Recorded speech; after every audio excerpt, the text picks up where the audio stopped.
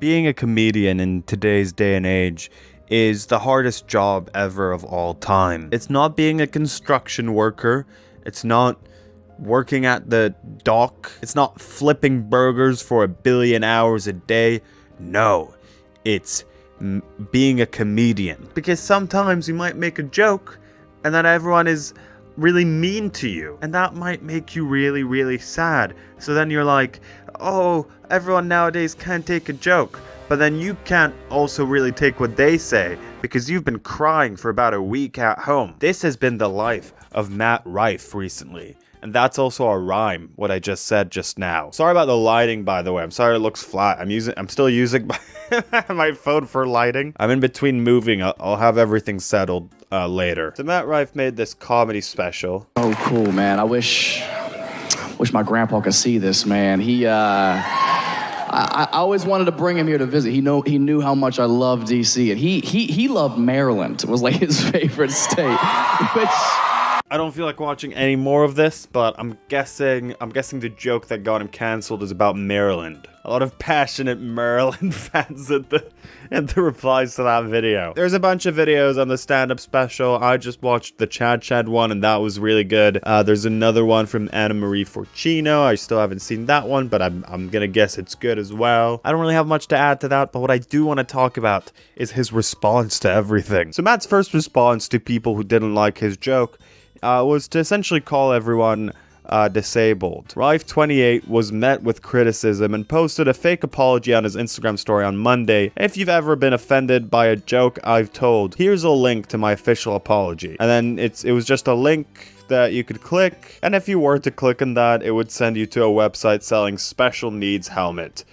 Lame as hell, you know? But there is an attempt here within this lameness. Matt Rife kind of grew a career out of making jokes where he's like just talking about how hot he is all the time. This is how he looks like. As you can tell, this jawline is like this is like a scientifically made jawline, essentially. That's like a handsome Squidward jawline. And believe it or not, that jawline was also a pretty big part of his career up until this special. It's a lot of using the fact that he's handsome for his comedy, which, you know, isn't the end of the world. You can use that. You can be a bit flirty with your comedy. I don't care. I don't care about what you do. But he clearly did, which is why he wanted to do this 180. So after the new special, his audience essentially started turning on him. And yeah, people started speculating that maybe he had plastic surgery, which, like, I don't know. I actually don't know. That's like a definite statement. I don't know how to tell if someone changed their jawline. I will say that this is like a scientifically proven jawline. I've heard that. There's like these comparison pictures, but like he's like a child in this. And like I have somewhat of a jaw, you know, my jaw exists, and I'm pretty sure it didn't look like that when I was like 14. So I don't know how much I'm gonna count that first picture. However, despite much speculation on whether he's had any other work done, especially in regards to his jawline and cheekbones, this is great. This is great journalism right there. Matt gives credit to one person only: Mother Nature. During one of his shows, he said, "Puberty hit me so disrespectfully late. I was ugly as shit for the first 22 years of my life. Puberty, if you're listening, just a reminder, I'm still waiting for my glow up." Jesus Christ. That's a good article. That's good, right? That's good journalism right there. And more recently, we got this video by an account called Many Faces of Chicago. Not your mom's plastic surgeon. After creating the greatest jawline ever seen just for my patient to get cancelled right after.